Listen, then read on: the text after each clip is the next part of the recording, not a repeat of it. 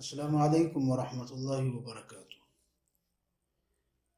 سب سے پہلے تو تاخیر کی وجہ کہ 2-3 دن سے میں نے ویڈیو اپلوڈ نہیں کی، اس کی وجہ یہ تھی کہ میرے بڑے بھائی کے بیٹے، میرے بھتیجے جو کہ 9 سال کے ہیں، ان کی آنکھ میں کھیلتے ہوئے چھری لگی ہے، جس کی وجہ سے وہ ہاسپٹل میں ہیں اور میں بھی وہی ہوں۔ اس وجہ سے میں 2-3 دن سے ویڈیو اپلوڈ نہیں کر سکا۔ تو دوستوں کے میسج آئے، ان کی کال آ رہی تھی، وہ کہہ رہے تھے کہ یہ کچھ انٹرویو کے دوران جو سوالات کیے گئے ہیں ان کی وضاحت کر دیں۔ تو یہ ویڈیو میں نے وہیں ہاسپٹل میں ہی بنائی ہے۔ سب سے پہلے تمام دوستوں سے درخواست ہے، تمام احباب سے درخواست ہے کہ وہ بچے کے لیے دعا کریں، اللہ اسے صحت و شفا یابی عطا فرمائے۔ تو آج جو مجھے سوالات موصول ہوئے، کچھ بلاغت کے حوالے سے تھے اور کچھ گرامر کے حوالے سے، ان پر بات کریں گے۔ سب سے پہلے سوال ہے علم البیان کی تعریف۔ اس میں تمام سوالات کے جو جواب میں دوں گا کوشش کروں گا مختصر ہوں۔ علم البیان لغت کے اعتبار سے اس کا مطلب ہے الکشف والظہور۔ البیان فی اللغہ هو الظہور والکشف، ظاہر ہونا، سامنے ہونا، یہ بیان کا مطلب ہے۔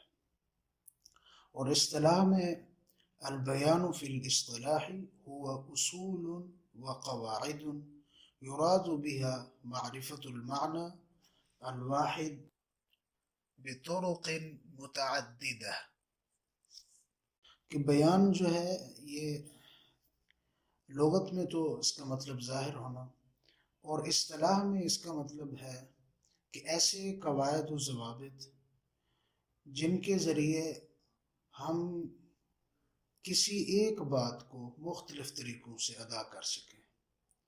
یعنی ہم کوئی ایک بات کہنا چاہتے ہیں، اس کو بلاغت کے اعتبار سے مختلف طریقوں سے ادا کیسے کریں گے۔ مثلا ہم کسی شخص کے بارے میں یا کسی کے بارے میں بتا رہے ہیں کہ وہ مر گیا، تو اب یہ اس کا ایک طریقہ ہے۔ اور علم البیان کے اعتبار سے، بلاغت اور فصاحت کے اعتبار سے ہم کہیں گے وہ انتقال کر گیا یا وہ دار فانی سے کوچ کر گیا۔ بات ایک ہی ہے، اس کو مختلف طریقوں سے ہم ادا کرنے کے لیے جو قواعد اور اصول ہم اپناتے ہیں، انہی قواعد اور اصول کا نام علم البیان ہے۔ اس کے بعد میرے پاس یہاں سوال ہے، یہ اسی علم البیان سے ہی ہے کہ التشبیہ کسے کہتے ہیں۔ التشبیہ هو بیان ان شیئا او اشیاء شارکت غیرها فی صفت او اکثر بادات۔ التشبیہ یہ بیان کا ہی ایک جز ہے، یعنی بیان کی آگے جب تقسیم ہوتی ہے علم البیان کی تو اس میں تشبیہ بھی آتی ہے۔ کہ تشبیہ اصطلاح میں اس کا مطلب ہے کہ کسی ایک چیز میں یا بہت ساری چیز میں، بہت ساری صفات میں دو چیزیں آپس میں مشترک ہوں، وہ صفت میں مشترک ہوں یا کسی اور چیز میں مشترک ہوں، ان کو جب بیان کیا جاتا ہے تو وہ تشبیہ کہلاتا ہے۔ نیچے مثال دی گئی ہے، رأیت رجلا کالاسد، کہ میں نے ایک آدمی دیکھا جو شیر کی مانند ہے۔ تو اب یہاں پہ رجل اور اسد یہ دو چیزیں ہیں، ان میں کوئی چیز مشترک ہوگی، کوئی چیز ایک جیسی ہوگی جس کی وجہ سے ہم نے ان دونوں کو تشبیہاً استعمال کیا ہے۔ تو ان دونوں کے درمیان شجاعت جو ہے وہ مشترک ہے، کہ وہ صفت آدمی میں بھی پائی جاتی ہے اور اسد میں بھی پائی جاتی ہے، یعنی شیر میں، تو اس لیے ہم نے اس کو مشترک بیان کیا۔ گویا دو چیزوں کے درمیان اگر ایک صفت یا بہت ساری صفات یا کوئی اور چیز مشترک ہو، جب ہم اس کو بیان کریں گے تو وہ تشبیہ کہلائے گا۔ اس کے بعد ہے ہمارے پاس المرکب الاضافی۔ مرکب اضافی کسے کہتے ہیں؟ عربی میں یہاں پہ اس کی تعریف موجود ہے. یتکون من اسمین یشترط دائما فی الاول ان یکون نکرا وثانی مجرور یضاف الیہ الاول. کہ مرکب اضافی دو اسموں سے مل کر بنتا ہے. پہلے اسم کو مضاف اور دوسرے کو مضاف الیہ کہتے ہیں. اور پہلے اس میں یہ شرط ہوتی ہے کہ وہ ہمیشہ نکرہ ہو، اس کے اوپر الف لام یا اس کے اوپر تنوین داخل نہیں ہو سکتی. اور دوسرا اسم جو ہوتا ہے اس کی یہ شرط ہے کہ وہ ہمیشہ جو ہے مجرور ہوتا ہے. اس کی مثال آگے موجود ہے. رسول اللہ یا ورقۃ الکتاب. اردو میں اس کو سمجھنے کے لیے ہم کا کی کا اضافہ کرتے ہیں کہ جب ہم ترجمہ کرتے ہیں تو مضاف مضاف الیہ کے درمیان کا کی کا اضافہ کیا جاتا ہے. جیسے ورقۃ الکتاب کی کتاب کا ورقہ، یا رسول اللہ اللہ کا رسول. تو اس میں یہ ہے کہ مضاف پہلے آتا ہے اور مضاف الیہ بعد میں آتا ہے، اور یہ دونوں اسم ہوتے ہیں. اور جو بعد میں آتا ہے وہ پہلے اسم کا یعنی جیسے مالک تصور کیا جاتا ہے. پہلا اسم مضاف جو ہوتا ہے وہ مملوک ہوتا ہے، اس کی نسبت دوسرے اسم کی طرف کی جاتی ہے. جیسے مثال میں رسول اللہ، یہاں پہ لفظ رسول جو ہے یہ مملوک ہے، لفظ اللہ جو ہے یہ مالک ہے. اور اسی طرح ورقہ یہ مملوک ہے، الکتاب جو ہے مالک ہے کہ کتاب کا ورقہ. اور اسی طرح رسول اللہ اللہ کا رسول. اس کے بعد یہاں جو سوال موجود تھا وہ ہے المرکب التوصیفی. یتکون من اسمین الموصوف والصفہ فالاسم الثانی یکون صفہ للاسم الاول. مرکب توصیفی جو ہے یہ بھی دو اسموں سے بنتا ہے.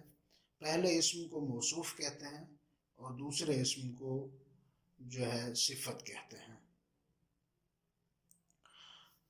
تو دوسرا اسم جو ہوتا ہے وہ پہلے اسم کی طرف صفت ہوتی ہے، اس کی طرف اس کا صفت بن رہا ہوتا ہے. اب جیسے مثال ہے رجل شجاع کہ بہادر آدمی، الغرفۃ الواسعہ کہ کھلا کمرہ، وسیع کمرہ. اب مرکب توصیفی اور مرکب اضافی میں فرق کیا ہے؟ مرکب اضافی میں اور توصیفی میں فرق یہ ہے کہ وہ جو دو اسم ہوتے ہیں مرکب اضافی میں، ان میں سے ایک دوسرے کی طرف منسوب ہو رہا ہوتا ہے، اور وہاں دو الگ الگ اسموں کا ذکر ہوتا ہے کہ ایک چیز دوسرے چیز کی ملکیت ظاہر کر رہی ہوتی ہے. وہ المرکب الاضافی کہلاتا ہے. اور جو مرکب توصیفی ہے اس میں دو الگ الگ چیزیں نہیں ہوتی، ایک ہی چیز ہوتی ہے، دوسری اس کی صفت بیان کی گئی ہوتی ہے. اس کے بعد ہے الکنایہ. کنایہ لغت کے اعتبار سے ما یتکلم به الانسان ویرید به غیرہ، کہ انسان بات کسی چیز کے بارے میں کرتا ہے اور مقصد کوئی اور ہوتا ہے. یہ لغت میں اور اصطلاح میں بھی اس کا معنی تقریباً ملتا جلتا ہے کہ الکنایہ ہی تعتمد علی معنین واحد ظاہر غیر مقصود والآخر مخفی هو المقصود. کہ کنایہ دو معنوں پر مشتمل ہوتا ہے، ان میں سے ایک ظاہر ہوتا ہے اور وہ مقصود نہیں ہوتا، اس کا ارادہ نہیں کیا گیا ہوتا، اور دوسرا مخفی ہوتا ہے، ارادہ اس کا کیا گیا ہوتا ہے. جیسے مثال موجود ہے کہ ہوا رجل مرفوع الرأس. اب اس کا ظاہری مطلب اور معنی دو معنی پائے گئے، ایک ظاہری جو کہ مقصد نہیں ہے، اور دوسرا مخفی ہے، وہی مقصود ہے. ظاہری اس کا مطلب یہ ہے کہ وہ آدمی اونچے سر والا ہے، اور مخفی مقصد جو ہے وہ یہ ہے کہ وہ آدمی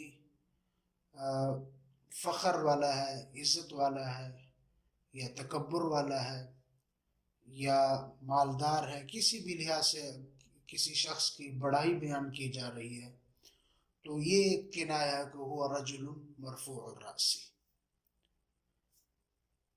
یا جس طرح اردو میں بھی ایک مثال ہے، جیسے ہم کہتے ہیں کہ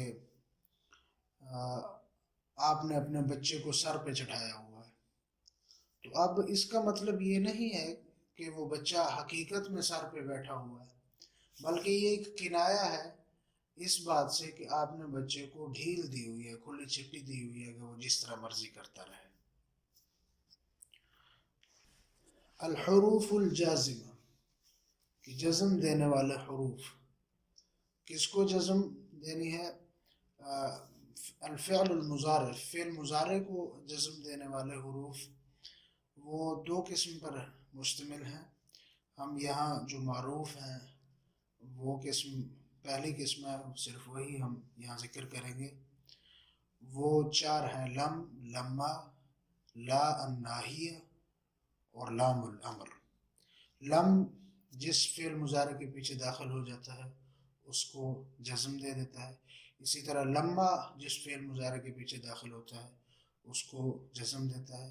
اور لا ہے نہج کا، یعنی لفظ لا کی قسمیں ہیں، اس میں سے جو ناہج کا معنی دے رہا ہوتا ہے اسے لا الناہیہ کہتے ہیں. وہ جس فعل مضارع کے پیچھے داخل ہو جائے وہ بھی جزم دیتا ہے. اس کے بعد لام الامر ہے، جس فعل کے ساتھ امر کا لام لگ جائے وہ لام بھی اس فعل کو جزم دیتا ہے. اس کے بعد آخر میں میرے پاس ایک سوال ہے، ٹرانسلیشن کے حوالے سے ہے.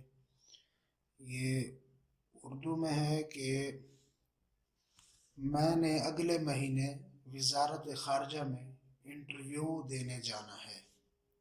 سوف اذهب الى وزارة الشؤون الخارجية لمقابلة في الشهر القادم.